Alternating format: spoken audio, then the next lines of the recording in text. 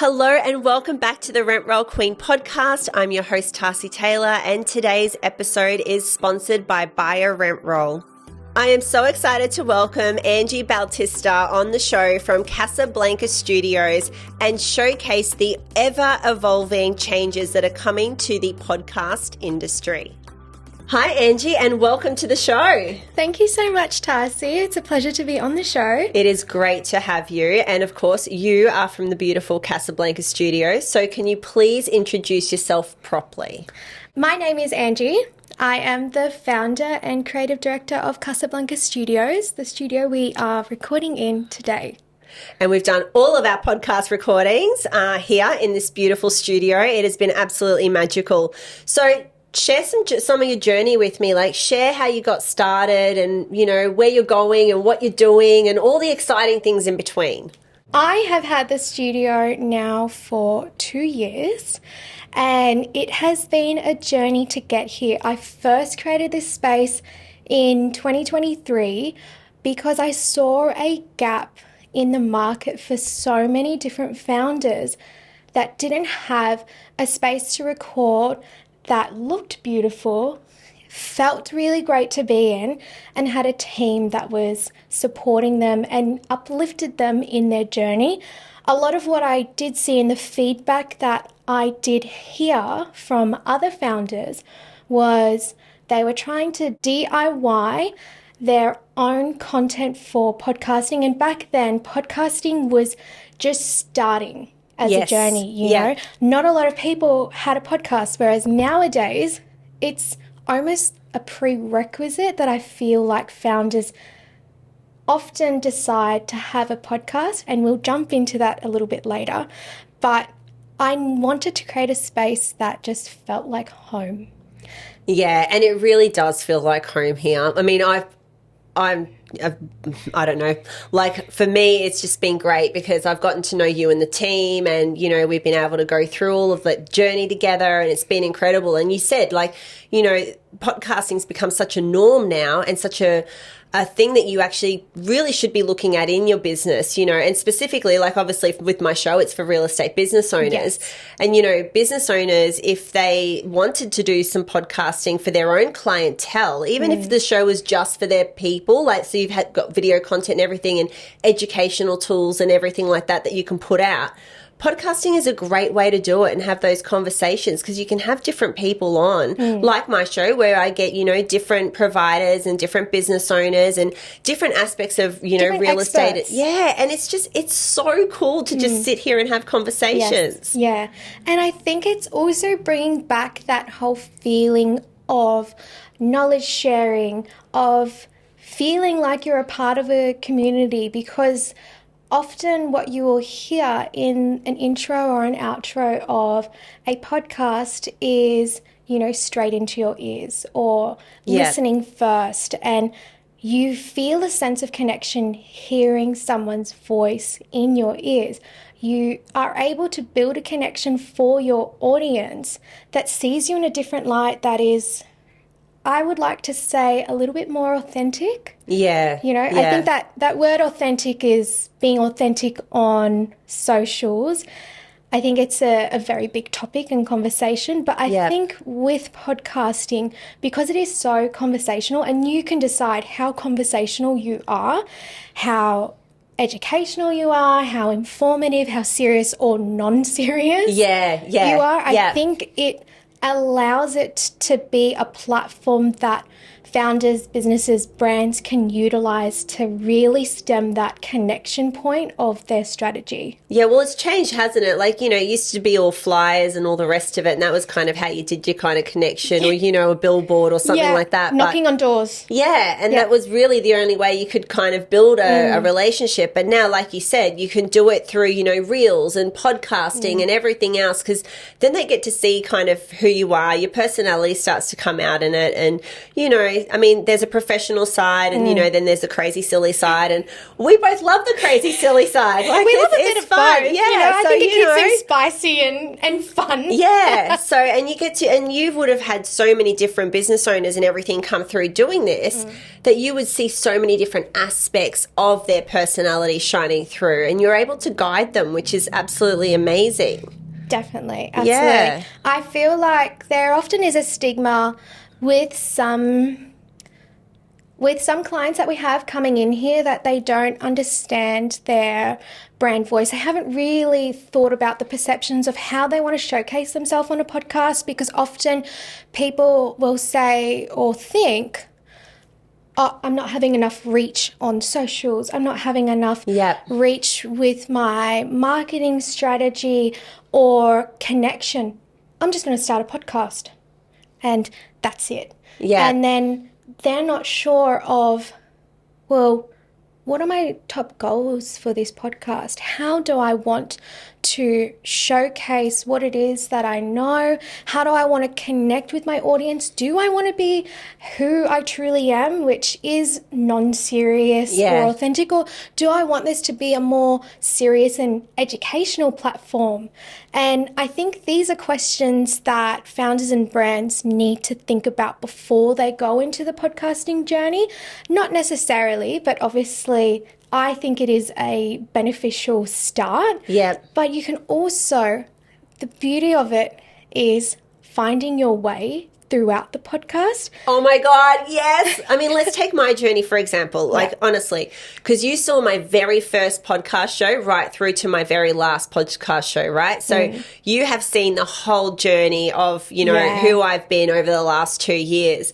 And definitely my camera confidence has really shone through as I've gone from, the first one I was so nervous, beyond nervous. I've never sat in front of a camera like this before ever in my entire life. And all of a sudden by the end of it, we were joking around, having a laugh and not even worrying about it. I literally would just walk in, sit in front and just start. You used to walk in and be like, oh my God, I need my phone, I need to script, I need to write down exactly what I'm going to say.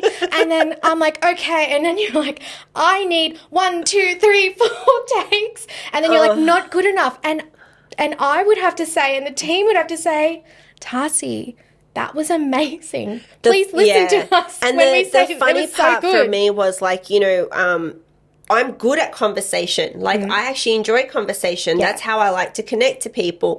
I mean, I like to do it over food and wine more, but, being here is good enough. But I was always good at doing the conversation thing. So for me, it was like getting out of my head. Yes. And then just being in my own body and just allowing everything to flow. And just, the knowledge that I have in my head that I want to put, get out to everyone. Because obviously I just want to educate, I want better business. I want better business owners. I want better, better industry. Yes. So for me, the purpose of the why was so much bigger than just being in my own head. And once I got out of my own way, it completely changed everything. Skyrocketed. It was a complete, honestly, I wish I could share the behind the scenes of the entire recording process. You're not allowed to. Except for my personal record. What stays in the studio? What goes in the logo? What happens in the studio stays in the studio. So let's talk about your journey, right? Because obviously you've created this space for founders and, and to allow people an opportunity to get their voice out. So from here, where are we heading and what do you see the trends in the industry? Yeah, I see a lot more businesses, founders and brands starting podcasts, but also recording in podcasts that might not necessarily be a podcast. So I think something that I've really loved about all the different founders, brands, businesses that have come in is reminding them of recycling their content.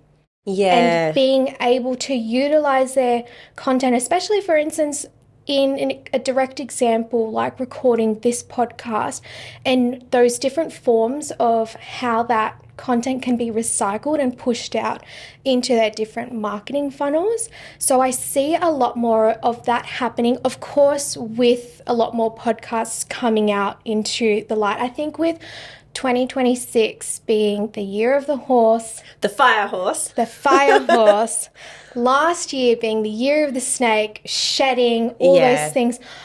I'm already seeing a trend with so many founders starting their podcasting journey and then looking to refine it later on, because what they are wanting to do is build their connection, Yes. showcase their voice, and then also create a more sustainable content strategy where, in an instance of recording a podcast, can be pushed into Reels, YouTube Shorts, TikToks. Yep. The content can be transformed into EDMs, all these different formats. And then you've got this whole life cycle of content. That's where I see podcasting going this year. As well as with us, we are taking the studio, taking podcasting out of four walls. So I'm so excited. we are closing our physical studio space. We're removing the four walls, and we are opening in the opportunity for our clients to record from wherever feels good for them. So whether that is in another location, a office, in nature, by the beach. Oh my gosh, I'm so excited. Wherever it feels most natural for them, because as the landscape for podcasting changes, Yes. so well the environment of where they actually record. And being someone that opened one of the first aesthetic podcast studios in all of Queensland. Yes, yep. I had Good to on you. sit, thank you. I had to sit with myself, and last year was a lot of shedding for me. So I Yes, had to say to yep. myself, how can I feel so lit up yet not aligned at the same time? And why? Oh, I know that feeling. Right? Yeah, I think a And lot of people had that feeling. I think so. But for me personally in this journey, I was like, I feel like this could be something different, and it was so scary. It was so scary to think of, because I put my life, my love, know. my nurturing, my energy into building this space, Yeah. that it felt like I was almost betraying myself to decide to close our physical studio. Do you know what's funny in hearing that? A lot of business owners have the same emotions, where they just feel like, oh my gosh, if I go and do something else, like, you know, this is what I'm known for, and this is who I am. And, you know, I've been in this physical office for like, you know, forever and a day, and to do something different or to transition to another location would just be, you know, really difficult, and they get scared. But instead of embracing the actual change that you're about to go through, which would make it so much better. Like, I'm so excited about, you know, the podcast show being recorded on the beach. I love that idea. I live down the Gold Coast, and I love the ocean. So that would be me in my natural habitat, enjoying something that I love with my viewers. And look, there will be things that obviously with the podcast and with equipment and everything, that there may be some challenges, right? Yeah. But if there's anything I've learned about creating this space, is I am happy for a challenge. Yeah. And I think the beauty of surrendering to this idea and allowing it to flow was, it just opened up so many different avenues for me that I can't share at this moment, but I will. I will one day. And I think even with the idea of recording a podcast on the beach, I've already made that like a bucket list thing to do. I don't know how I'm going to do that, like water, equipment, cameras, mics. I'm not sure. You know what? We'll figure it out at that point in time. Right now, we don't. But you don't have to, and this is the thing. And there's so many different creative spaces out there, right? So, like, you know, there's so many popping up now. I know. But they don't have recording studios, right? So if somebody liked the aesthetics of somewhere else, you could literally be, that's fine. We can just help you record it. We can come up with the strategy. We can do everything that you need to do to make your podcast successful. Absolutely. And then record for you. Because you do all the editing and everything as well. Like, honestly, I haven't had to do anything. So for business owners like me, who are busy, who are doing 1,000,001 things, because let's face it, you know, I've got Buy, Rent, Roll, you know, Reebok, the Real Estate Business Owners Conference, the Tarsi Way, plus the podcast. That's 4 different things. I'm only one person. You are a superwoman. So, well, yeah, I mean, we know that. But, you know, I wear the cape, don't worry. But at the same time, oh no, that crown never comes off. But at the same time, you like, because I can lean on you and go, hey, can you help me out? It's made my journey so much more enjoyable. So for anybody thinking about creating content, we need to start, like, actually, you know what? The question is, where do we need to start? I think that's better coming from you than from me, because I know how I started. I literally rang you and like just went, this is what I want to do. I want 3 massive weeks. Let's go.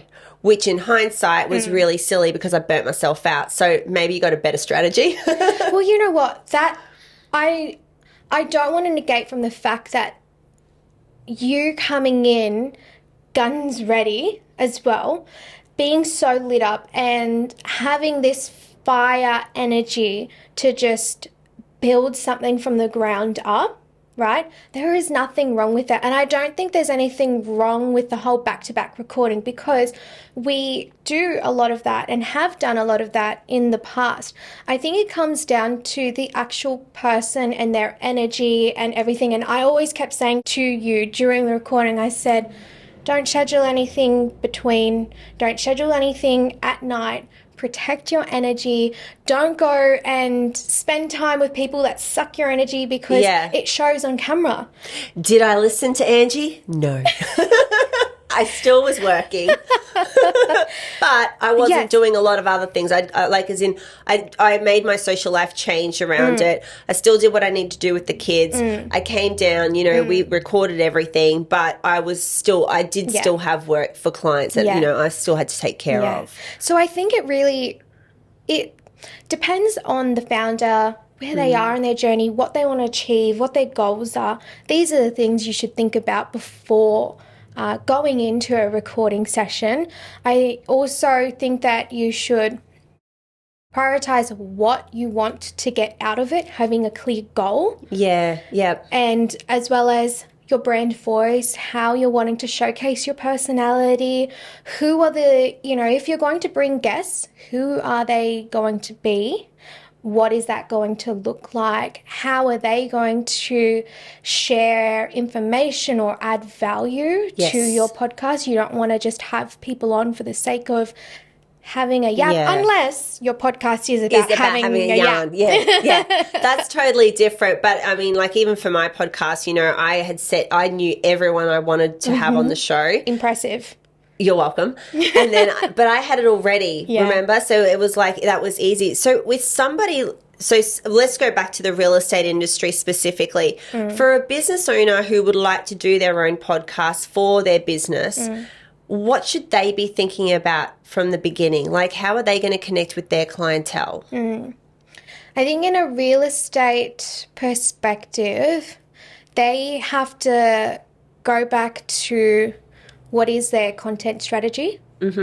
They need to understand the goals. So I'm doing this podcast series or this show because I want to highlight trends in the market, or they're trying to be more educational in their space to show where their strengths are. And it can also build on the trust factor.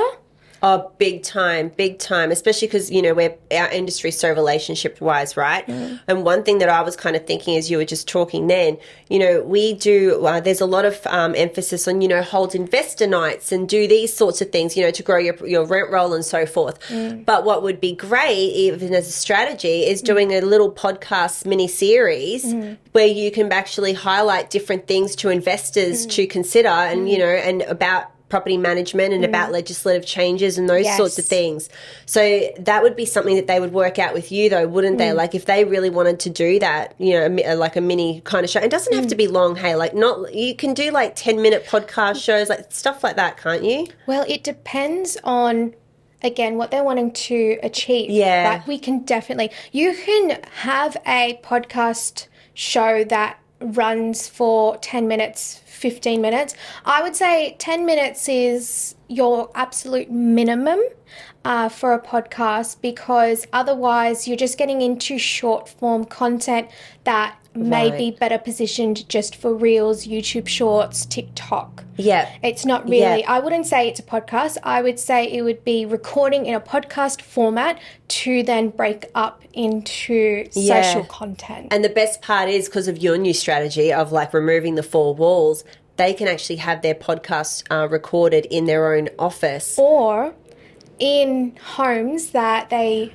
might be selling, that they might already have access to, obviously pending approval from Of course. buyer. Yeah, don't go just doing it, guys. Like, still be smart about it. But even like if we were to, breach that whole just going from residential but also in commercial, imagine in a brand new fit out, a brand new building, before they even lease anything, recording in a space like that. Yeah. Really showcasing the beauty of what they have built. Yes, and what they're doing for their clients and everything. In a completely different space. And imagine the connection points. So then, let's say from a developer's point of view of starting a podcast or having a podcast format social strategy, that we were to work with them in a brand new development and we were to highlight the different aspects that brought this development to life, as well as the future projects that they have. It could showcase the caliber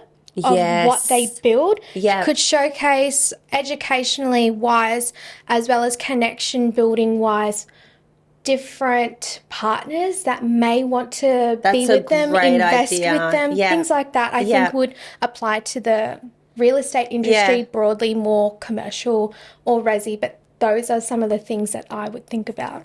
See, this is why you need this woman in your life, because she is a strategist and her mind goes a million, like, what I love is you go, hey, Angie, what about this idea? And her brain goes, and then brings up all these different ideas, which is what I love, because you literally can take me down a rabbit hole and I can choose in which direction I actually want to take my business, well, my podcast, my business, my podcast, and how I want to highlight it. Like even today we were chatting about multiple different ways of doing different things. So I love that whole strategy. Thank you. I love that you're going to be moving towards no four walls. I think, honestly, being a leader in this space means doing things differently. Yeah. And the fact from the very beginning of when I opened this studio, it was different. That was what I needed to tune into when I made this decision to let go of the four walls, because it served me for the last 2 years.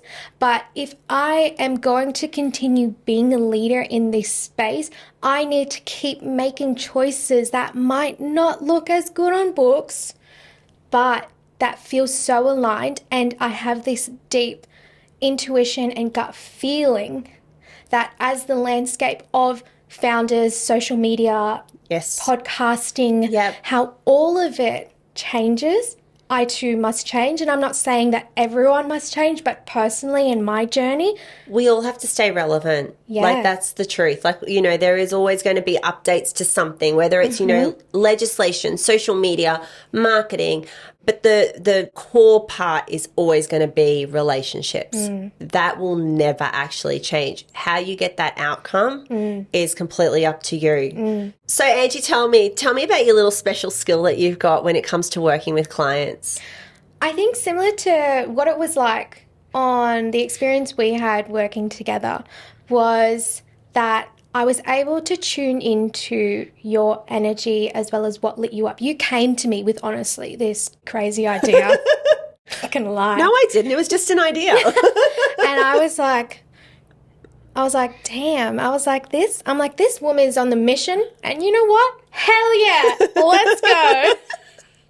And we did it. I remember that first phone call, that first Zoom meeting where we went into the planning of the strategy, and something I personally am is like a type A person. That's just how I function.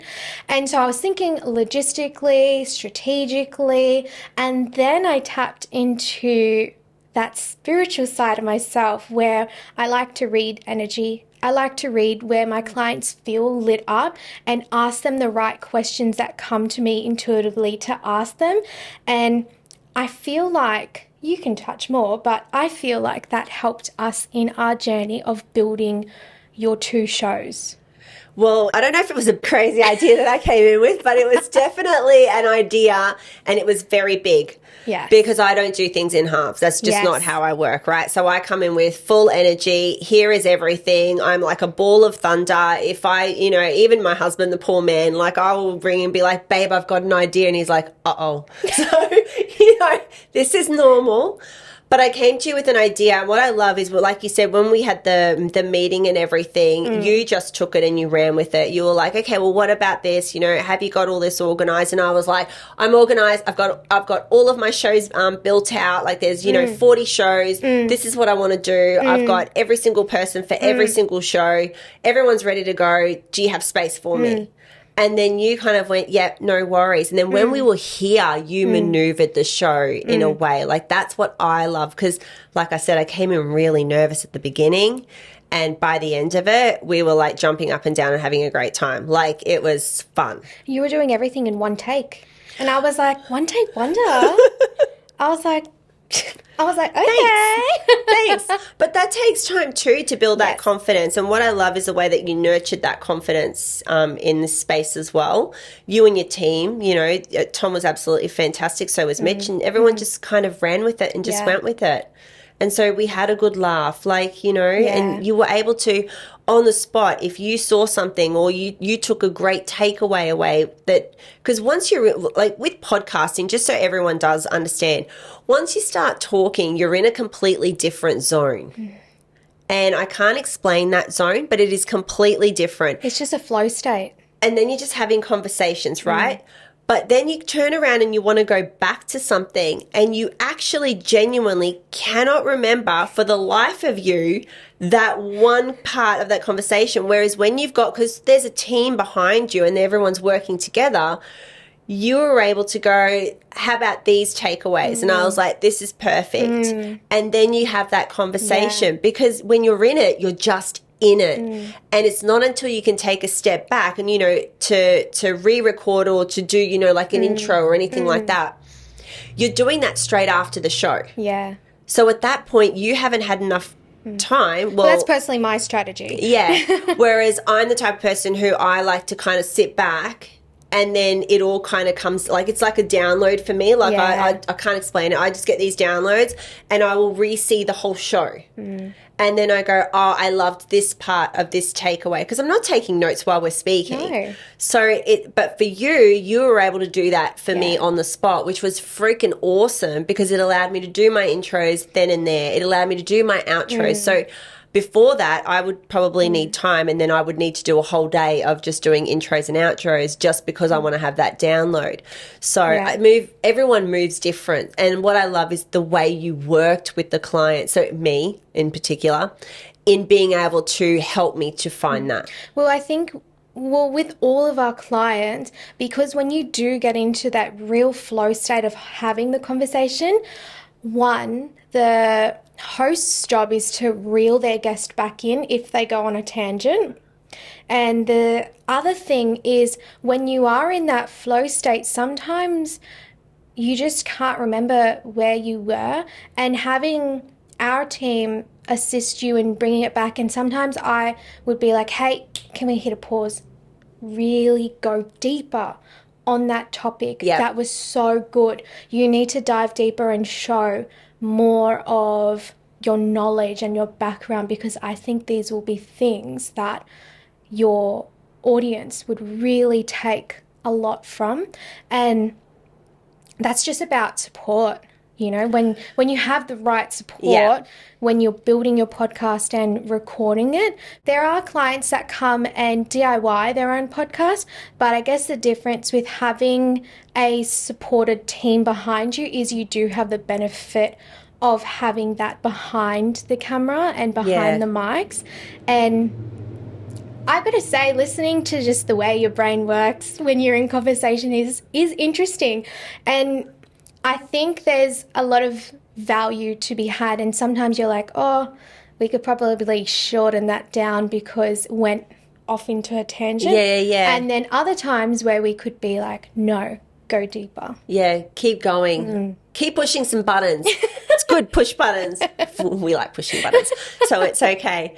So for anybody who's actually considering doing a podcast show, I know we went through about talking about the strategy and everything around the strategy and building the actual show.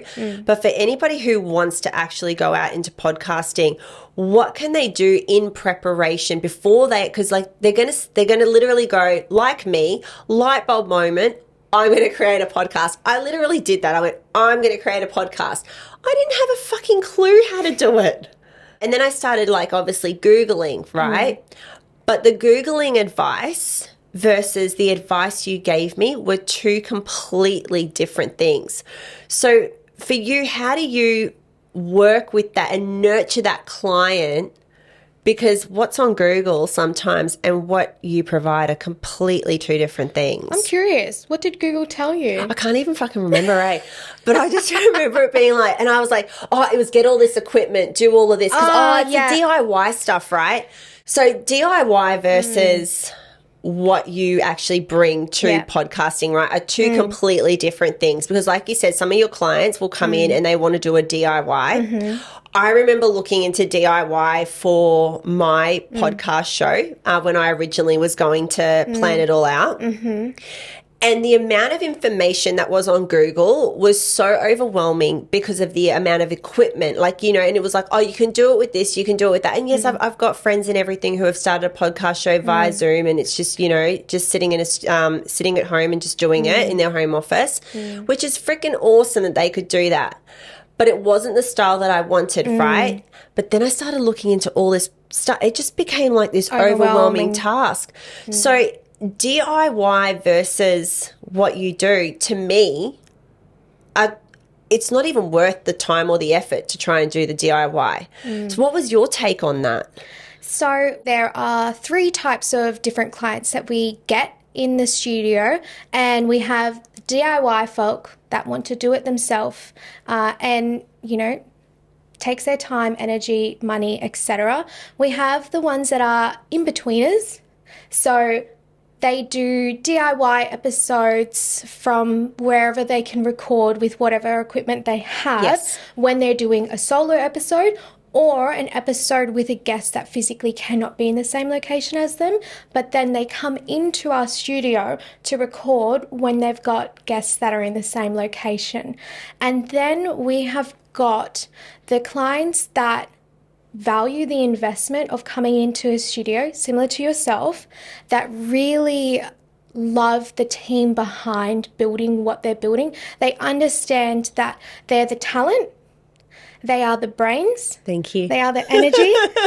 They want to have the right team to support them to bring that whole vision to life. Yes. And when you go into that whole Googling, how do I start a podcast? You will definitely get that plethora of information. An overwhelming information of everything you can get. But really it depends on the value that you see in what you're trying to build, as well as how much you value your time. Because I don't want to say you can't. You definitely can. Yeah.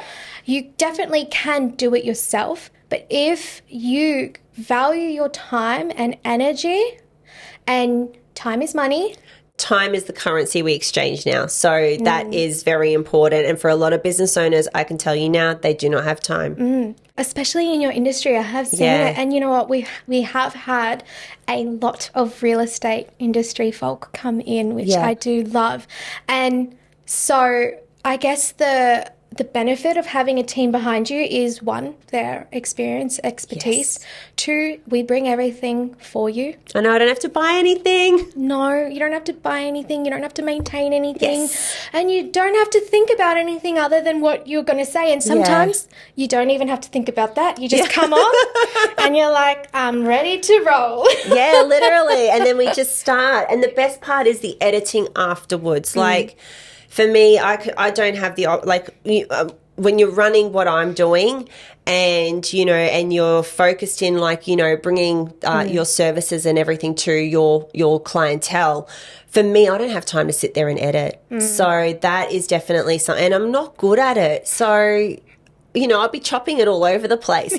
Whereas what I love is that you guys can do everything from start to finish. I don't have to worry about it. You worked with me on the strategy. Yeah. Honestly, for anybody listening today and anybody wanting to actually think about running a podcast, and every business owner in here that is listening today, there is aspects in your own business that you could really create a podcast show over and put that out to your clientele on your database and continue to grow your business. So it is a really great marketing strategy. And not just a podcast, though. You can use podcast form content to film a seminar, to film a course, to film a lot of different content, and you can push it into so many different places. Literally wherever you want it to go, it can go. There's a little box over here, it can squeeze into there. So, Angie, I want to say thank you so much for coming onto the show. I'm going to put all of your details down in the caption. Everybody reach out to Angie and have a conversation. If you are really considering doing something different for your business, especially in the marketing space, whether it's podcasts, reels, like you said, all these different avenues of marketing that you can do with its short form, definitely reach out to Angie. She's an absolute angel and she's absolutely magic. So, and congratulations on your next stage of business. Thank you so much, Tarsi. It was a pleasure being on. It was great to have you. Thank you. Thank you for tuning in and watching today's episode on the Rent Roll Queen podcast. If you are considering creating your very own podcast show, reach out to Angie. Please like, follow, and subscribe for more episodes of the Rent Roll Queen podcast.